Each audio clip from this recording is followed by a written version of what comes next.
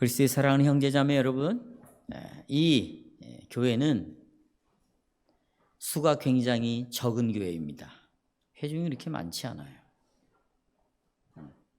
그러나 하나님은 적은 수의 백성을 가진 왕이 결코 아닙니다. 작은 수를 가진 그런 하나님이 아니에요. 하나님이 구속하셨고 또 앞으로 구속하실 자들은 누구도 그 수를 헤아릴 수 없는 아주 큰 무리들이죠. 우리는 바로 그 큰 무리 중에 포함이 되어 있어요. 그러니까 이 교회를 생각할 때 여기 모인 숫자를 생각한다. 그건 굉장히 신앙 고백적이지를 못하죠. 우리 고백과는 상관이 없는 생각을 갖고 있는 거예요. 왜냐하면 우리가 사도신경에서 교회의 수를 고백할 때 이렇게 고백합니다. 나는 성령을 믿사오며 거룩한 보편적인 하나의 교회를 믿는다 그래요. 그러니까 이 지역교회 하나하나가 몇 명씩 모이느냐 그걸 믿는 게 아니에요. 이 적은 수는 큰 무리에 포함이 되어 있습니다. 그러니까 이 교회를 생각할 때마다 정말 참 성경에 근거한 고백을 하는 사람들은 몇 사람들이 모여 있구나, 어느 교회는 몇백 명이 모여 있다, 몇천 명이 모여 있다, 이런 데는 관심이 없어요. 무의미합니다. 왜냐하면 이유가 있어요. 하나님이 관심을 갖고 있지 않거든요. 10명이든 50명이든 500명이든 그 모두는 동일하게 앞으로 구원하실 그 큰 무리 속에 다 포함되어 있다 그 말이죠. 그걸 생각하시란다는 것입니다. 부활하시고 승천하신 그리스도 예수께서는 역사의 마지막 날까지 뭘로? 말씀과 성령으로 어디 가운데? 믿음의 일치 안에서 그랬어요. 그냥 아무나 모으는 것이 아니에요. 믿음의 일치가 분명히 있어야 되죠. 믿음의 내용, 고백이 같아야 된다는 거예요. 그 일치 안에서 영생을 주시기로 선택한 그 자들을 그리스도께서 모으실 것이고 더욱더 앞으로 그 모은 자들을 보존하실 것입니다. 그래서 우리 이 적은 회중은 큰 무리를 모으시는, 지금도 모으시고 있잖아요. 그 모으시는 그리스도의 사역의 열매들이에요. 열매들. 그러니까 수가 작고 많음으로 열매를 평가할 수가 없다. 보편적 하나의 교회를 항상 기억하고 나는 거기에 포함되어 있는 열매구나. 이것이 교회에 대한 신앙 고백입니다. 우리는 이미 지난번 말씀에 살펴봤듯이 하늘 보좌에 우리가 마음을 들어 올려 지금 하늘 보좌에 다 우리의 영이 같이 그 하늘 보좌에서 천사들과 함께 우리를 구원하신 하나님을 찬양하고 그분에게 영광을 돌리고 또 그분에게 감사를 드리고 있습니다.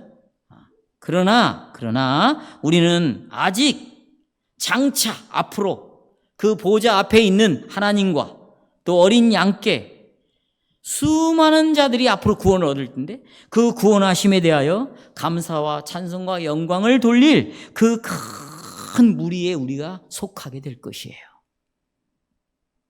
이 큰 무리들이 하나님 앞에 예배를 드리는데 그런 사람들은 누구든지 반드시 환난을 통과해야만 합니다. 그 무리는 뭘 통과해요? 환난을. 그리고 반드시 그 큰 무리는 어린 양의 피로 자기 옷을 씻어야 됩니다. 그 말은 어린 양의 피, 고난에, 환난에 반드시 동참해야 됩니다. 반드시. 신자들은 여러분과 저는 예수 그리스도를 믿는 이 신앙 때문에 또 하나님의 말씀에 순종하기 위하여 살아가는 이 순종 때문에 언제나 핍박과 환난을 당하는 사람들입니다. 그러니까 나에게는 환난이 없다, 어려움이 없다, 핍박이 없다. 그것은 여러분 자기가 잘못해갖고 당하는 어려움을 말하는 게 아니에요. 제가 말씀드리잖아요. 예수를 믿는 것 때문에 내가 하나님의 말씀에 순종하기 위해서 손해를 봅니다. 가난해집니다. 내가 원하는 욕망을 채우지를 못해. 가난하게 살 수도 있고 병들게 살 수도 있고 무시를 당할 수 있고 조롱을 당할 수 있어요. 그것 때문에 그렇게 살면, 내가 말씀대로 살려고 한다면, 예수를 진심으로 믿는 믿음을 갖고 살려고 한다면 예외 없어요. 반드시 고난을 당합니다. 어려움을 당하는 수밖에 없습니다. 주님은 이런 당하는 환난을, 어려움을 면하게 해주시는 것이 아니라 환난 중에 우리를 즐거워하게 해주세요. 고통을 당하는데, 손해를 보는데, 무시를 당하는데, 쫓겨나는데 그 안에 기쁨이 있다는 거예요. 그리고 소망 가운데서 내가 앞으로 큰 무리들과 함께 이 영광스러운 예배를 지금도 드리고 있고 앞으로 드릴 것이다라는 이 소망 가운데서 인내하면서 기다리는 것이죠. 성도 여러분, 하나님 나라에 들어가기까지 가진 환난을 잘 견디고 신앙을 지키는 자들이 복이 있다. 제가 지금 말씀드린 이 서론은 우리가 낭독한 설교 본문 봉독을 지금 다 요약해 드리는 것입니다. 그런 자들은, 지키는 자들은 복이 있습니다. 우리는 보호자 앞에서 하나님을 섬길 뿐만 아니라 하나님께서 그 위에 장막을 치십니다. 어린 양 그리스도께서 목자가 되실 것이고 그 목자는 우리를 생명수로 우리를 인도하실 것이고 또 우리 눈에서 고난과 또 슬픔의 눈물을 닦아주실 것입니다. 오늘 이 아침에 이렇게 이 말씀으로 우리의 적은 회중을 위로하시면서 많은 환난이 온다 할지라도 참 복음을 지키는 주님의 교회를 우리 보고 세우라고 오늘 권면하고 있어요. 저는 오늘 주제를 이렇게 정했습니다. 자, 큰 무리가 나오는데 어디에서 나옵니까? 환난에서 나옵니다. 큰 무리가 어디를 통과해요? 환난을 통과합니다. 그들을 위해 장막을 치시는 하나님입니다. 세 가지를 말씀드립니다. 첫째, 큰 무리는 누구일까요? 여러분, 계시록을 읽어보시면 아주 중요한 특징이 하나 있습니다. 사도 요한은 환상에 대하여 먼저 듣습니다. 그 다음에 환상을 봅니다. 이 두 가지를 순서가, 이 특징이 요한계시록에 나타나고 있는데, 요한계시록 1장 10절에 13절에 보면 요한은 먼저 주님이 부르는 소리를 들어요. 먼저 듣습니다. 그리고 난 다음에 주님을 직접 눈으로 봅니다. 또 계시록 5장 5절에서 6절에 보면 유다의 사자, 라이온이죠. 유다의 사자에 대해서 먼저 들어요. 그 다음에 그분이 어린 양 대신 예수 그리스도라는 걸 눈으로 봅니다. 또 6장 1절에서 18절에 보시면 생물이 올라오라 마음을 들어 수르슴 코르다 마음을 들어 올려 여기로 올라오라 듣습니다. 먼저 그 다음에 듣고 난 다음에 그 명령을 따라 올라가 봤어요. 그랬더니 거기에 네 생물들이 그 다음에 말과 말 탄 자들이 등장하는 것을 보여줍니다. 듣고 그 다음에 뭐예요? 보여줘요. 자, 우리가 지난 시간에 요한은 먼저 이마에 인맞은 수 14만 4천에 대하여 보았습니까? 들었습니까? 자, 다시 보았습니까? 들었습니까? 말해보세요. 크게. 보았어요? 들었어요? 들었어요. 본 게 아니에요. 들었어요. 그리고 난 다음에 오늘 성경에 본즉 셀 수 없는 무리를 본 거예요. 이 두 가지에 자, 먼저 듣고 그 다음에 본다. 이 관계는 굉장히 중요합니다. 성도 여러분, 요한이 들었던 이 수 14만 4천 이 수와 요한이 본 셀 수 없는 큰 무리는 뭐냐 이거예요. 여러분, 하나의 보편적 교회를 두 가지 양상으로 보는 거예요. 다시 하나의 교회예요. 그 전 인류가 모아지는 하나의 교회를 한 번은 14만 4천으로 보는 거고 또 하나는 셀 수 없는 무리로 보는 거예요. 두 가지로. 한편으로는 하나님의 백성은 셀 수가 있는 수입니다. 그게 14만 4천이에요. 그러나 그건 상징적인 수죠. 완전한 수, 많은 수를 가리키는 것입니다. 그러나 다른 한편으로 오늘 읽어보니까 그 환란을 통해서 나오는 그 큰 무리는 셀 수가 없다고 나옵니다. 반복해서 말하자면 하나님 편에서는 택함을 받고 입맞은 백성들의 수를 하나님 편에서는 셀 수가 있습니다. 그러나 인간 편에서는 아무도 그 수를 셀 수가 없어요. 셀 수가 없습니다. 여러분, 창세기 15장 5절에 보면 이런 말씀이 나오죠. 하나님이 아브라함에게 내가 네 후손을 별처럼 그렇게 네 후손을 주겠다라고 하셨을 때 아브라함은 그 별처럼 많은 수를 정확히 셌을까요? 그냥 별을 본 거예요. 그냥 많은 그 별의 수를 본 거예요.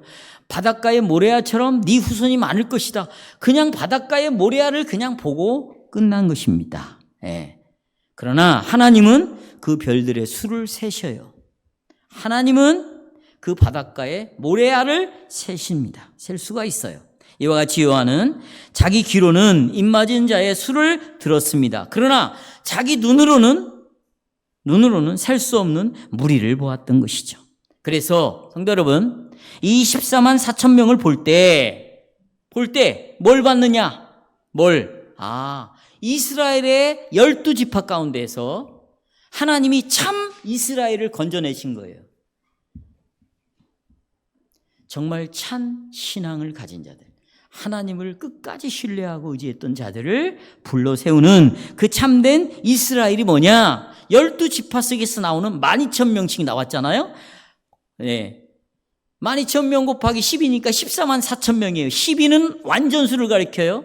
1000은 많은 군대를 가리킵니다. 그러니까 완전한 수, 많은 군대를 14만 4천 속에서 보았던 것이고, 그 다음에 이번에 보는 것은 셀 수 없는 큰 무리를 봤는데 그것은 이스라엘 12지파에서만 본 게 아니에요. 전체 세상 속에서 아까 모든 나라와 민족과 백성과 방언으로부터 나왔다 그랬어요. 방언은 외국말을 쓰는 여러 나라의 백성, 전체 세상에서 나온 사람들입니다. 구속받은 큰 무리죠. 네. 여러분 중에 이렇게 질문하는 사람이 있을 수 있어요. 어째서 14만 4천과 그 큰 무리를 하나의 보편적인 교회의 두 양상으로 봐야 되는가? 왜 두 가지 면으로 보지? 14만 4천 명이나 큰 무리나 대부분의 사람들은 지금 설교자들은 하나로 보고 있어요. 난 그렇게 볼 수가 없다는 거예요. 이게 중요합니다. 오늘 다시 14만 4천 명은 이스라엘 속에 남은 자들이라고 말씀을 드렸어요. 그러나 셀 수 없는 큰 무리는 전체 세상 속에서 구원을 얻은 무리들을 가리킨다. 이 두 가지 양상으로 나타나고 있다. 제가 그렇게 말씀드리는 이유는 우리는 이 둘을 분리하지 말아야 됩니다. 분리하지 말아야 돼요. 왜냐하면 이스라엘에게 주신 이 약속은 이 세상을 통해서 성취가 되기 때문입니다. 자, 성경적인 근거를 좀 말씀드릴게요. 여러분, 먼저 하나님께서 아브라함을 불렀죠? 그리고 아브라함에게 약속을 하셨습니다. 자, 핸드아웃 보시면 창세기 12장 3절에 하나님은 아브라함에게 이렇게 약속했습니다. 땅의 민족들이, 모든 민족들이 너를 인하여 복을 얻을 것이다. 그렇게 말했습니다. 근데 이 말씀을 사도 바울이 어떻게 말하는지 보십시오. 모든 민족이 너로 복을 얻을 것이다. 갈라디아 3장 3절에 보면 또 하나님이 이방을 믿음으로 말미암아, 여기 이방 사람들을 유대인들이 아닙니다. 12지파가 아닌 이방을 믿음으로 말미암아 의로 정하실 것을 성경이 미리 알고 먼저 아브라함에게 복음을 전하되 모든 이방이 아브라함 너를 인하여 복을 받을 것이다 이렇게 기록하고 있어요.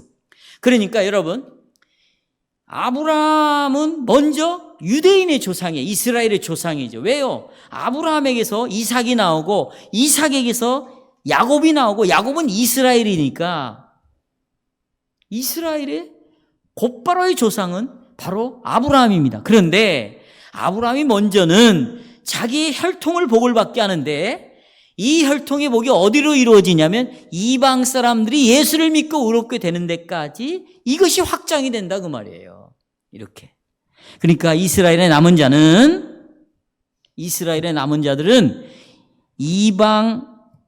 이방인들이 아브라함의 축복에 참여할 때, 아브라함처럼 그런 믿음을 가질 때 아브라함에게 약속한 것이 이루어지는 거예요. 너로 인하여 모든 민족이 복을 받는다. 그것이 이루어지는 거고, 야곱의 남은 자의 수는 모든 민족들로부터 구원받은 자의 무리들이 여기에 참여를 할 때, 채워질 때에 바로 이스라엘에게 줬던 복이 이루어지는 거예요. 어렵지 않아요, 여러분. 아브라함의 복이 언제 채워지는가, 언제 완성이 되는가? 이방인들이 구원을 받을 때 이루어지는 거예요. 이스라엘에게 약속했던 복이 언제 이루어지는가? 모든 세상 사람들 가운데 구원받은 자들이 거기에 합쳐질 때 이루어지는 거예요. 그래서 계시록 21장에 보시면 여기 12절 보십시오. 새 예루살렘 성에 보니까 12문이 있었어요. 거기에 12지파의 이름이 새겨져 있거든요. 그런데 24절에 보니까 12지파의 이름이 새겨진 그 문으로 누가 들어갑니까? 24절 시작. 왕들이 자기 영광을 가지고 어디로 들어가요? 12문으로 들어가는 거예요. 여기 이 땅의 왕들이, 이 세상에 있는 모든 왕들이 예수 그리스도를 믿는 자들을 가리키죠. 26절에 누가 또 들어가느냐? 사람들이 만국의 영광과 존귀를 가지고 그리로 들어간다. 그러니까 12문은 여러분 12지파를 가리킵니다. 그게 14만 4천이에요. 그런데 그들과 합류하는 게 누구냐? 이 세상에 있는 왕들, 이 세상에 구원받은 모든 자들이 그 12지파 안으로 합류하게 되어 있다는 것입니다. 여러분, 그래서 우리가 알아야 할 것은 이 신약의 교회, 여러분과 저는 이 세상의 민족과 백성과 모든 나라에서 부름을 받은 사람들이잖아요. 이렇게 이 신약의 교회는 구약의 이스라엘과 무관하거나 분리되지 않습니다.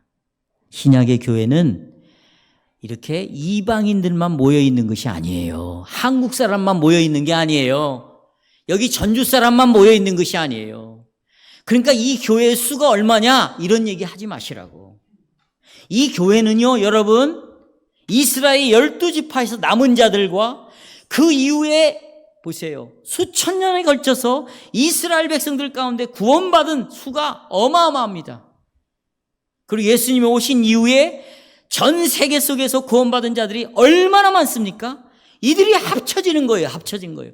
그걸 교회라고 말하니까 적은 수가 모여 있다. 이거보다는 이런 보편적 하나의 교회 안에 내가 들어가 있고 이 교회가 들어가 있고 그래서 큰 무리를 이루고 있구나. 이렇게 교회의 수를 생각을 하셔야 되는 거예요.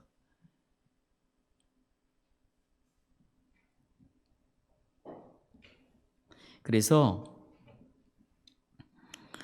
모든 이방인으로부터 구속받은 모든 이방인들이 이제 구원을 얻었잖아요. 그건 셀 수 없는 무리예요. 이들이 여러분과 제가 14만 4천 명이라는 이스라엘의 택함 받은 자 속에 우리가 접붙여지는 거예요. 이걸 하나의 보편적 교회라고 말하는 거예요. 그러니까 14만 4천 안에는 실제로는 이스라엘 12지파에 구원받은 사람이 들어있고 우리는 실은 포함이 안 돼 있었어요. 그런데 이제 하나님께서는 그 이스라엘이 구원을 얻음으로 이것이 복음이 세상에 전해져서 여러분과 제가 이 복음을 듣고 여기에 합류되는 것이에요. 그게 셀 수 없는 무리다. 그러니까 하나의 보편적 교회가 두 가지 양상으로 나타난다. 하나는 14만 4천 이스라엘 중심으로, 또 하나는 온 세상에 구원받을 사람을 중심으로 해서 교회가 형성이 되는 거죠. 그렇습니다. 그래서 하나님의, 그러면 여기서 우리가 하나님의 구원의 뜻을 알 수 있겠죠. 하나님은 이스라엘만 구원시키는 것이 아니구나. 그래서 요한복음 3장 16절에 하나님이 어디를 사랑했습니까? 세상을 사랑했습니다. 이 세상은 모든 민족 가운데 각 나라의 외국어를 쓰고 있는 모든 나라 백성들 가운데서 하나님이 영생을 주시기로 선택된 자들, 그렇죠? 그들도 이스라엘만이 아니라 그들도 하나님의 큰 무리 속으로 집어넣기를 원하셔서 하나님이 세상을 이처럼 사랑하사 누구를 주었어요? 독생자를 우리에게 주신 것입니다. 그 요한복음 3장 16절이고 이미 이것은 이사야 49장 6절에서 이미 예언이 되었습니다. 그가 이르시되 네가 나의 종이 되어 야곱의 지파들을 일으키며 이스라엘 중에 보존된 자를 돌아오게. 먼저 이스라엘 백성들이 돌아오는 거예요. 그렇죠? 12지파 유다 백성들이. 그건 쉬운 일이다. 그 다음이 나옵니다. 내가 또 너를 이방의 빛으로 삼아 나의 구원을 베풀어서 어디까지? 땅끝까지 이르게 한다는 것이에요. 땅끝까지. 그러니까 상도 여러분, 사도 요한이 환상으로 봤던 그 큰 무리는 그 말대로 아무도 셀 수가 없습니다. 인간의 능력으로는 그 수를 파악할 수가 없어요. 왜냐하면 예수 그리스도께서 유대인의 믿음을 가지고 있는 자들만 구원하러 오신 것이 아니잖아요. 아브라함만, 모세만, 이삭만, 다윗만, 아니 몇몇 사람들, 남은 자들, 그들만을 위해서 오시지 않았어요. 예수님은 온 세상을 구원하러 오셨습니다. 한번 생각해 보세요. 하나님께서 아브라함에게 너로 인하여 모든 이방 백성들까지도 구원을 얻을 것이라고 약속하셨잖아요. 근데 그 약속이 어떻게 이루어져요? 이방인들이 구원을 얻는다 약속했어요. 그거 어떻게 이루어집니까? 예수님이 하늘보좌 우편으로 올라가셨어요. 그렇죠? 성령이 이 땅에 강림하심 때부터 시작하여 지금도 예수 그리스도께서는 영혼들을 계속해서 구원을 시키고 있어요. 앞으로도 계속해서 언제까지? 주님이 오실 때까지. 공간적으로는 예루살렘과 사마리아와 유다와 어디까지? 유다와 사마리아와 어디까지? 땅끝까지 전파가 될 것이에요. 그 속에 여러분과 내가 이 교회의 수가 들어가 있는 거예요. 우리 교회가 50명으로 남으면 끝까지 50명으로 그 안에 가담하면 되는 거예요. 예? 다른 수를 여기 어떻게 더 모을까? 그런 생각 하지 마세요. 전도하지 말자 그 말이 아니에요. 여러분이 지금 교회를 인정할 때는 우리 교회는 몇 명이 모였다가 중요한 것이 아니에요. 이렇게 말하는 사람은 우리 교회 아무도 없어요. 아무도 없다니까요. 하지만 하도 이 주위에서 몇 명이 모인다, 몇 명이 뭐 따라 나왔다, 어쩌다 이런 얘기를 자꾸 하니까 그래서요. 그게 교회입니까?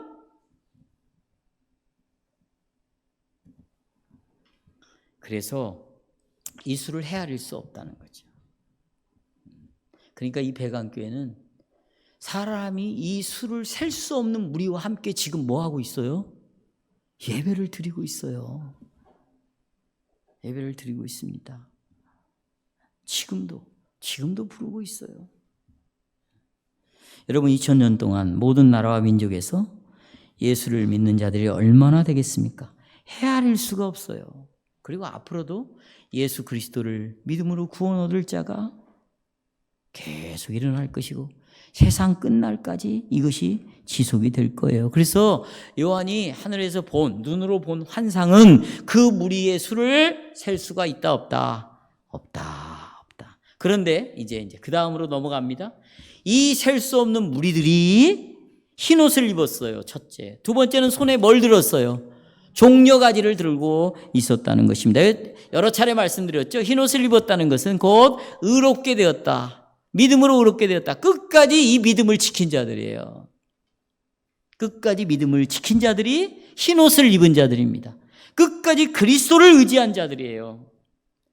그러니까 그리스도를 의지하니까 나의 구원은, 내 죄값을 치르실 분은 오직 독생자 하나밖에 없는 아들 예수 그리스도밖에 없다. 그리고 그 그리스도를 끝까지 믿고 의지하는 거죠.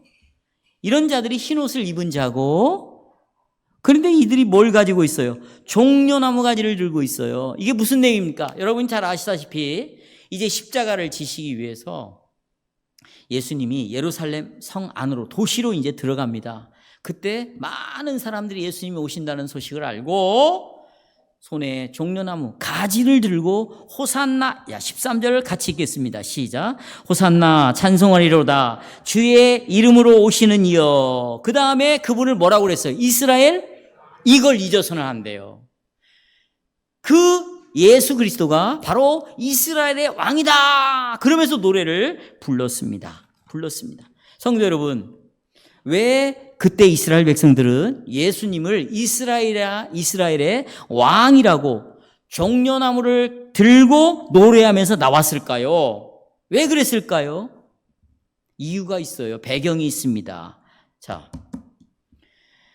말라기 아시죠? 그게 구약의 끝입니다. 이제 말라기라는 선지자를 통해서 예수님에 관한, 구원에 관한 예언을 이제 딱 끝냈어요. 더 이상 예언이 필요가 없습니다. 왜? 완전하게 이제 앞으로 오실 예수에 대해서 예언을 충분히 했기 때문에 더 이상 예언할 선지자가 필요가 없습니다. 그 말라기로 끝났어요. 그리고 이제 예언대로 예수님이 오십니다. 그 사이에, 자, 예언이 끝났고 예수님이 그 예언대로 오시는 이 사이의 기간이 400년이에요. 이때를 침묵기, 암흑기라고 말합니다. 얼마나 혼란스럽고 얼마나 참 하나님 말씀이 들려지지 않으니까 얼마나 힘이 들었겠어요, 이 이스라엘 백성들이. 근데 이 400년 동안에 누가 지배를 하냐면 로마가 지배를 한단 말이에요. 그런데 여러분이 잘 아는 안티오코스 4세가 있습니다. 로마의 황제인데 안티오코스 이 4세가 예루살렘을 점령을 해서 예루살렘에 있는 성전을 더럽히는데 어떻게 더럽히냐? 거기에 소돼지를 잡아요. 그리고 우상에게 바쳐. 우상 숭배를 거기서 하게 만듭니다. 그때 이제 주님이 오시기 전이죠. 그러니까 곧 오시는데 주님 오시기 전 164년, 165년 이때 유다 마카비라는 사람이 있습니다. 이가 군대를 조직해가지고 안티오코스 4대를 칩니다. 그리고 예루살렘 성전을 다시 빼앗습니다. 그리고 이 성전을 다시 깨끗하게 청소도 하고 수리도 하고 또 회복을 해서 다시 하나님 앞에 예배를 드리게 해요. 이때 사람들이 종려나무 가지를 들고 하나님을 찬송을 합니다. 이걸 기념하는 것이 여러분 요한복음에 나오는 수전절이에요. 수라는 말은 수리했어. 성전을 다시 수리하고 회복하고 깨끗하게 했다. 그래서 수전절을 지키는 거예요. 이것을 구약에는 한우카라고 그러는데 여러분 느헤미야 설교를 들었었죠? 봉헌식을 올리잖아요. 같은 말입니다. 이 수전절을 절기가 지켰습니다. 그래서 종려나무 가지는 대적을 그 로마의 그 안티오코스 4대를 멸망시킨 유다의 마카비를, 그 왕을 칭송하는 그런 노래를 그때 불렀단 말이죠. 자, 그런데 예수님 예루살렘을 오셨을 때 유대인들은 종려나무의 가지를 들고 예수님을 환영하면서 그를 뭐라고 불렀어요? 예수님을 이스라엘의 왕이다. 그들의 의도는 뭐냐면 이전에 마카비가 그랬던 것처럼 지금 유대의 대적이 누구냐? 로마 사람들이 우리를 지배하고 있으니까 이스라엘을 로마의 압제로부터 그들을 다 몰아내고 우리를 구원하러 왕이 누구냐? 죽은 자도 살리고 병도 고치고 대단한 능력이 있는 저 예수가 우리의 왕이 될 것이다. 그리고 우리의 왕이여 이스라엘의 왕이 하고 종려나무 가지를 흔들었어요. 근데 보십시오. 이들의 가지는 열매가 없는, 잎사귀만 있는 그런 사람들이었습니다. 아무 의미 없이. 왜? 이들은 예수님이 누군지를 몰랐어요. 하나님의 아들로 오신 그 메시아 예수 그리스도를 그들은 알지 못했어요. 알아보지를 못했어요. 그리고 그 예수 그리스도가 나의 유일한 구원자고 죗값을 치를 수가 있고 나를 하나님의 자녀로 만들어서 하나님을 아버지라고 부르게 하고 하나님과 내가 화평케 되어져서 내가 언제든지 하나님으로부터 진노, 심판을 받는 대상이 아니라 하나님의 사랑을 받는 자녀로 만드는 것이 바로 예수 그리스도다. 이걸 믿지 않았다 그 말이에요. 그러니까 이들이 허상인데 오늘 흰옷을 입고 종려 가지를 들고 이스라엘의 왕이라고 외쳤던 이 사람들은 이 10절에 보시면 구원하심이 보좌에 앉으신 누구에게 있더다. 우리 하나님과 누구에게? 어린 양께 있도다. 이들은 바로 종려나무 가지만 흔드는 것이 아니라 정말 예수님은 진정한 우리의 뭐다? 왕이다. 바로 마귀의 권세에서 우리를 건져내고 하늘과 땅의 모든 권세를 가지고 지금도 우리를 보호하며 지키며 마지막에는 승리의 노래를 함께 부를 수 있는 우리의 왕이구나. 이 믿음을 가지고 있었기 때문에 이들은 참 예수님을 찬양하는 그런 자리였어요. 차이가 있죠?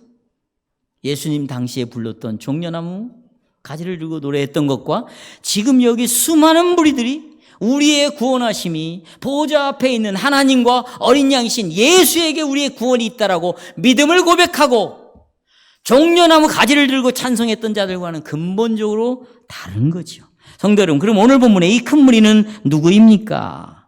여기 보시면 이들은 모든 나라와 족속과 백성과 방언으로부터 구원을 받은 하나님의 백성들입니다.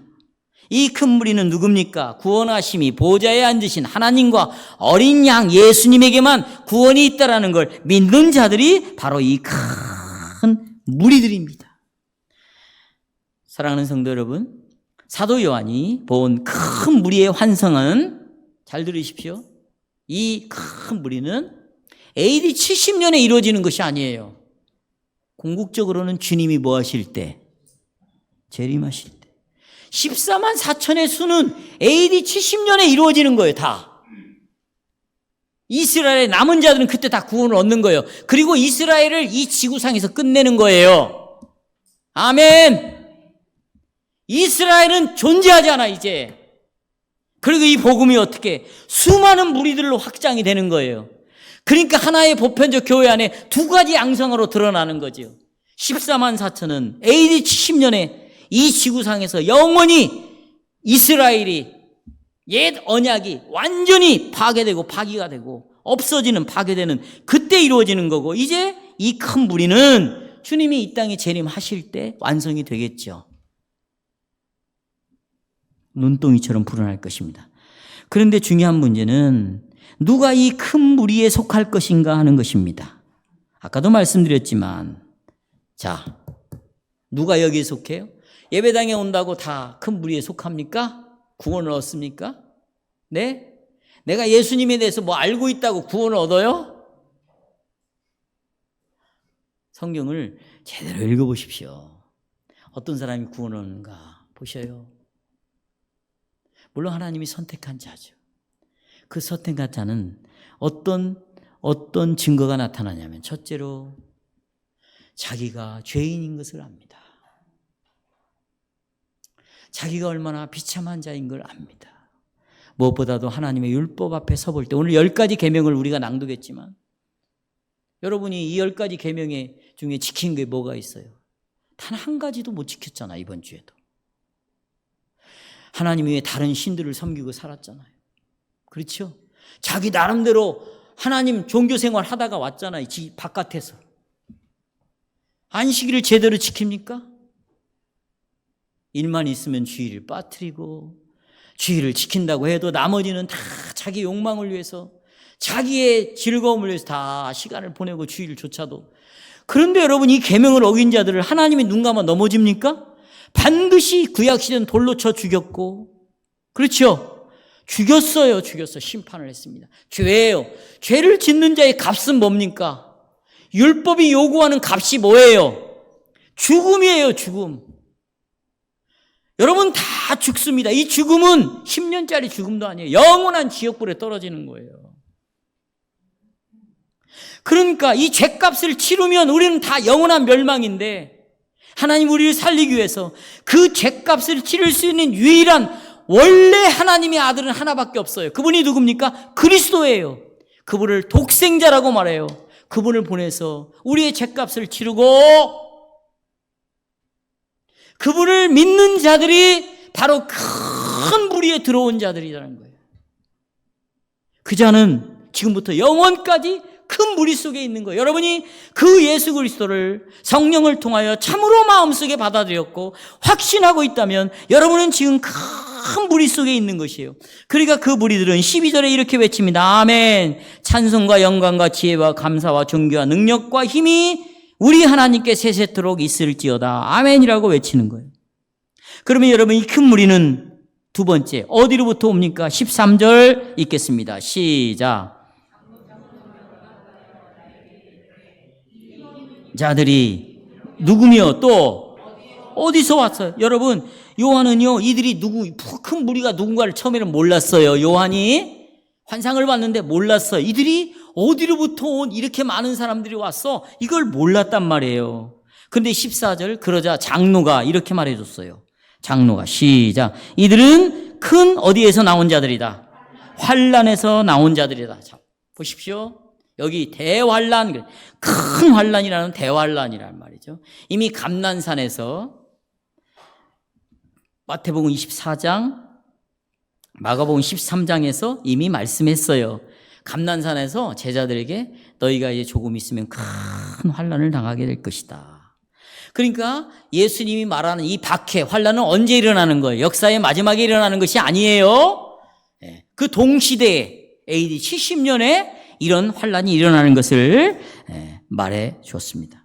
우리는 이 AD 70년에 그리스도를 배반하고 십자가에 못 박아 죽이고 그 그리스도를 배반한 것은 곧 그 아들을 보내신 하나님을 본질적으로 믿지 않는 자들이죠.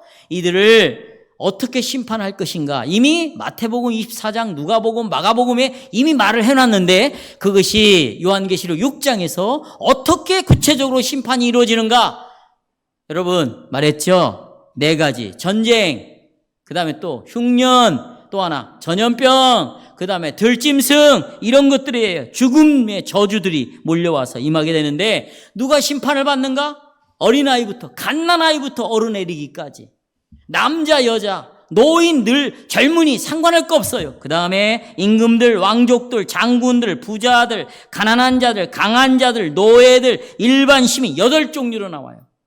이들이 무차별로 심판을 받게 될 것이다. 이런 환란은 전무후무하게 한다 그랬어요.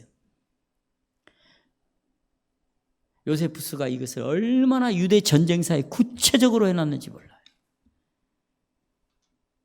그래서 비록 이런 대환란이 분명히 배도한 유대인들에게 임하는 심판이지만 예수를 믿지 않는 자들, 하나님을 거부한 자들에게 임하는 것이지만 여러분 계시록 6장의 설교를 여러분 들어봐서 알겠지만 이 심판의 결과는 여파는 영향력은 예수를 믿는 신실한 자들에게도 미친다는 것입니다. 분명히 불경건한 자들, 불신자들에게 예수를 세상 사람들을 심판하는 게 아니라고 말했어요.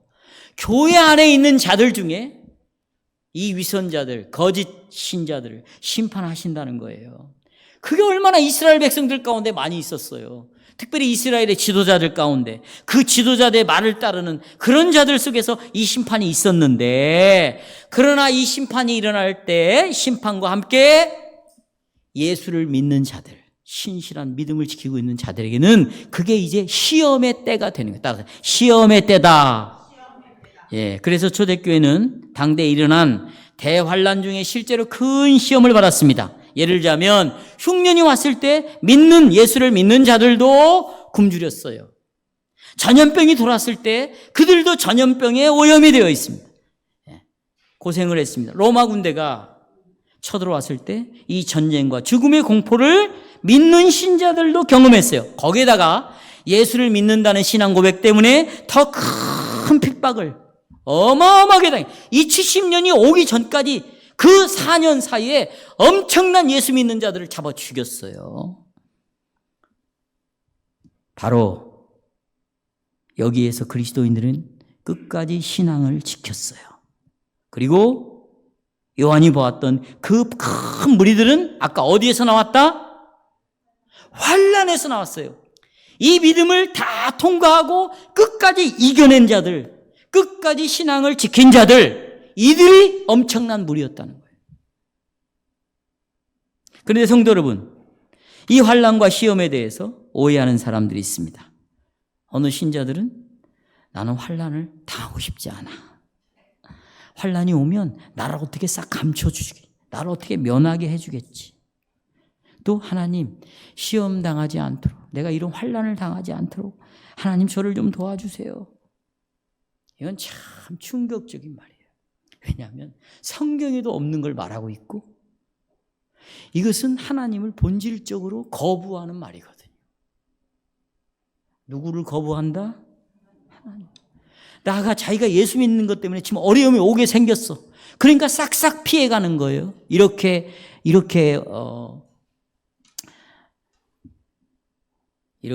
뭐라고 그럴까? 세상적으로 싹 피어가고 이렇게 피어가고 그런 사람들이 많죠. 이런 사람들은 이제 어려움이 오면 아마 어떻게 될지 주님이 지켜주시겠죠. 우리가 그렇게 기도를 해야 되겠죠. 우리는 모든 고난으로부터 보호받는 걸 기대하지 않나요? 뭘 기대하냐? 이런 핍박과 박해를 견디게 해달라고 기도하죠. 자, 요한복음 16장 33절. 자, 같이 읽겠습니다. 시작. 세상에서는 너희가 환난을 당하나 뭐하라? 환난을 피하라는 거예요? 담대하라. 디모데후서 3장 12절. 우리 그리스도 안에서 경건하게 살고자 하는 자는 뭘 받는데? 사도행전 14장 22절. 우리가 하나님 나라에 들어가려면 많은 뭘 겪어야 된대? 환난을 겪어야 된대. 고린도후서 11장 23, 27절 보십시오. 바울 자신이 받은 환난과 핍박을 이렇게 요약했어요. 그들이 그리스도의 일꾼이냐 정신없는 말을 하거니와 난 더욱 그러하다. 내가 수고를 넘치도록 하였고 여기 보시면 매 맞고 죽을 뻔했고 40에 하나 가만 39대 9대에 태장을 맞았고 3번 태장을 맞고 1번 돌로 맞고 3번 파선을 나고 여기 보세요. 읽어보세요. 춥고 굶고 헐벗고 여러분 혹시 아유 나는 이런 것이 오지 않으면 좋겠어. 그냥 기적적으로 하나님이 나를 어떻게 좀 복을 주셨으면 좋겠어. 이건 바른 태도가 아니에요. 또 하나님을 거부하는 것입니다. 여기 이 큰 무리는 환난을 통과한 사람들이지 환난을 비껴간 사람들이 한 사람도 없어요. 이거 우리에게 주는 교훈이 크죠? 그래서 베드로전서 4장 12, 13절에서 이렇게 말합니다. 사랑하는 자들아 너희를 연단하려고 오는 불시험을 이상한 일을 당하는 것 같이 이상히 여기지 말고 오직 너희가 그리스도의 고난에 참여하는 것을 뭐하라? 그의 영광을 나타나실 때에 영광이 나타날 때 너희로 즐거워하고 기뻐하게 하리라 그랬습니다. 성도 여러분, 환난을 통과하는 자만 구원을 얻습니다. 아니, 다른 말로 말하면, 다시 말하면 예수를 진심으로 믿는 자들만 환난을 통과합니다. 그 환난을 통과하는 것은 자기가 결심했기 때문에 노력했기 때문이 아니라 자기가 믿는 예수 그리스도가 환난 가운데에서 건질 것이다. 내가 죽어도 나를 구원시킬 것이다. 그러니 조금만 몸이 아프다고 아니면 경제적으로 어렵다고 돈을 벌어야 된다고 먹고 살겠다고 여러분이 당하는 고난과 고통을 피하면 안 되겠죠? 믿음으로 이겨내시기를 바라요. 마지막으로 위로를 해주는데요. 위로를 해주는데 여기 보시면 자, 셋째입니다. 거기 성경을 보십시오. 15절에 보시면 이제 환난을 통과했어요. 신실한 믿음을 지켰습니다. 합격을 했어요. 15절에 그들이 하나님의 보좌 앞에 있고 그 다음에 어디에서 시간적으로는 언제? 밤낮 누구를 섬겨요? 이것이 우리를 구원하신 목적이에요. 여러분, 예수 믿고 구원받았어요? 목적이 뭔데요? 왜 구원했냐고요? 밤낮 성전에서 하나님을 섬기라는 거예요. 성전에서 뭘로 섬깁니까?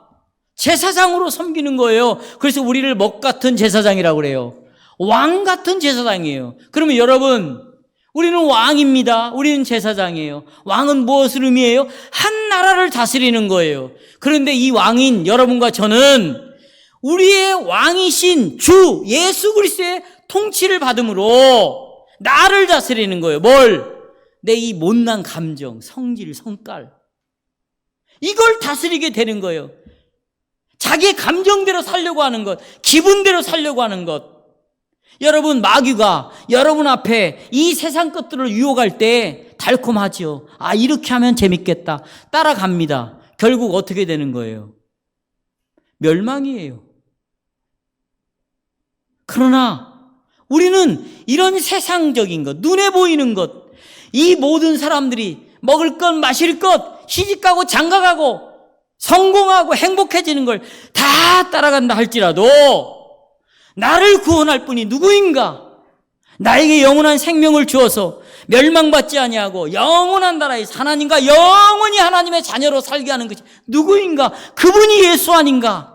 그래서 그리스도를 이렇게 따라가는 자들, 그리고 그걸로 자기 자신을 통치하고 살아가는 자들, 이게 왕이요 선지자로 살아가는 거예요. 이런 자들에게는 15절이 이렇게 말합니다. 그러므로 그들이 하나님 보좌 앞에 있고 또 성전에서 밤낮 하나님을 섬김에 보좌에 앉으신 이가 그 위에 뭘 쳐요? 장막을 쳐요. 왜 그런가? 이게 여러분, 장막이 뭐냐면 유목민들이 여러분 목초지를 가다가 좋은 데가 있으면 야, 천막을 치고 쉬잖아요. 거기서 이제 잠도 자고 먹을 것도 해먹고 이렇게 먹습니다. 바로 이렇게 고난을 지킨 자들을 주님이 이제 피난처가 되셔서 우리를 쉬게 하고 우리를 지켜주신다는 말씀입니다. 그러면서 쭉 보십시오. 그들이 다시는 줄이지도 목마르지 않아요. 여러분, 대환란이 왔을 때 그들은 줄였어요. 그들은 정말 먹을 물이 없었습니다. 목말았어요. 그리고 예수를 믿는 것 때문에 상했습니다. 얼마나 핍박을 당했는지 몰라요. 예. 그런데 17절, 이는 보좌 가운데 계신 어린 양이 그들의 뭐가 됩니까? 목자가 됩니다. 목자가 됐어요. 목자가 됐습니다. 여기 목자, 시편 23편을 생각나게 하죠. 여호와는 나의 목자시니 내가 이제 뭐가 없어요?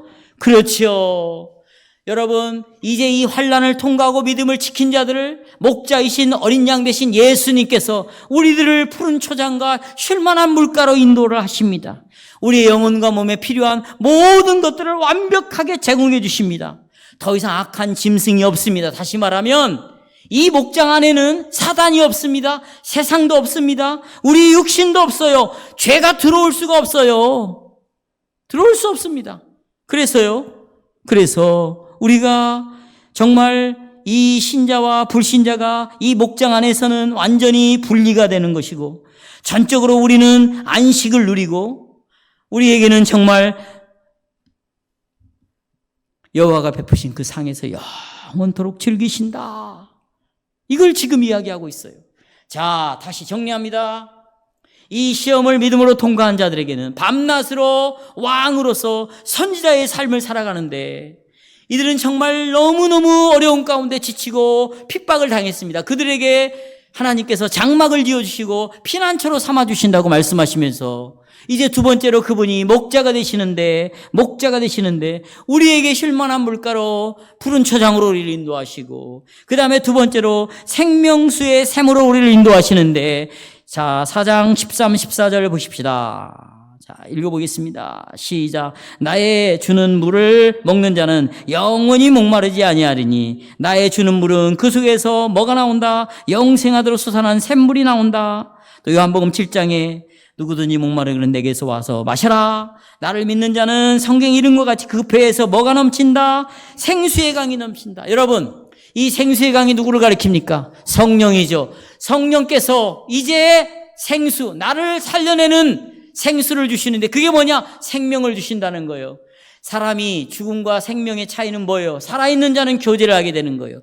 그러니까 생수를 마시게 한다는 것은 성령께서 나를 생명을 주어 살려내어서 하나님과 그리스도 안에서 영원히 교제를 하도록 만들어준다는 거예요. 새하늘과 새 땅에서 이제 하나님과 우리는 영원토록 교제를 하게 됩니다. 이러한 말씀을 맺겠습니다. 결론입니다. 성도 여러분, 저를 보십시오. 우리는 오늘 이 교회 설립 기념 예배로 드리고 있습니다. 성도 여러분, 우리 교회는 지금 참된 교회를 세우기 위하여 애쓰고 있습니다.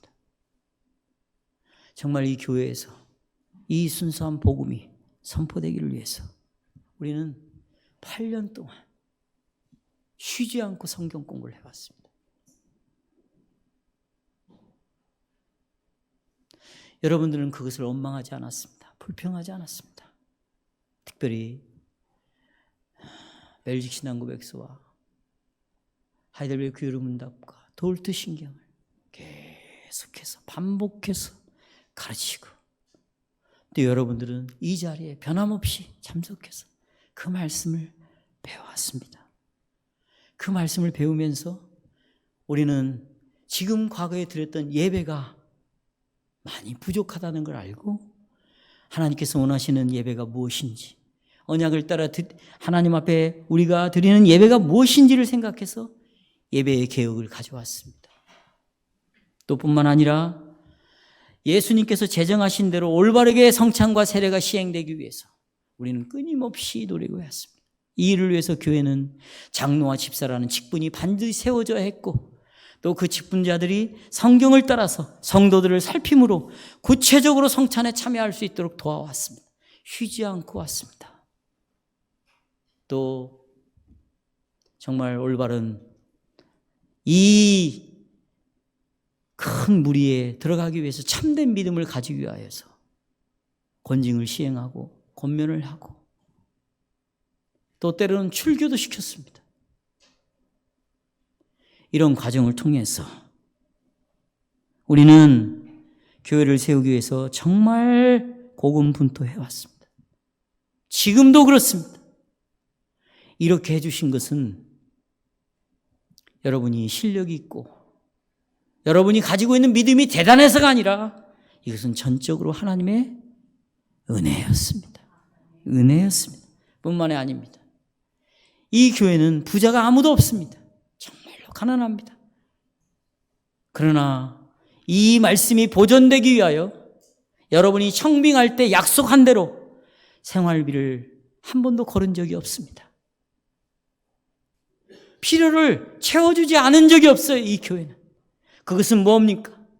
여러분이 머리 대신 그리스도 통치를 받아 여기서 선포되는 이 말씀으로 우리가 주님의 재림을 기다리기 위하여 이 말씀을 소중히 여기기 때문에 여러분이 목사를 배나 존경해 왔고 그리고 목사의 필요를 채워왔고 여기까지 왔습니다. 이것은 하나님의 은혜가 아니면 안 되는 것입니다. 뿐만이 아닙니다. 가정에서 여러분의 가정을 그리스도의 머리 대신 그리스도가 통치하는 가정이 되게 하기 위해서 여러분을 지배하기 위해서 부모들이 자녀들에게 끊임없이 이 진리를 가르치기 위하여 노력하고 있고 지금도 싸우고 있고 그래서 가정 경건회를 드리고 있고 성경을 읽고 있고 들은 말씀을 가지고 교회 안에서 교회 밖에 가정에서 끊임없이 성도의 교제를 지금 하고 있습니다. 이런 것들은 주님이 우리를 부르셨고 주님이 우리를 택하셔서 이 무리 안으로 집어넣어서 끝까지 이겨서 주님의 재림을 맞이하기 위해서입니다. 여러분의 수고와 노고로 인하여 주께 감사를 드립니다.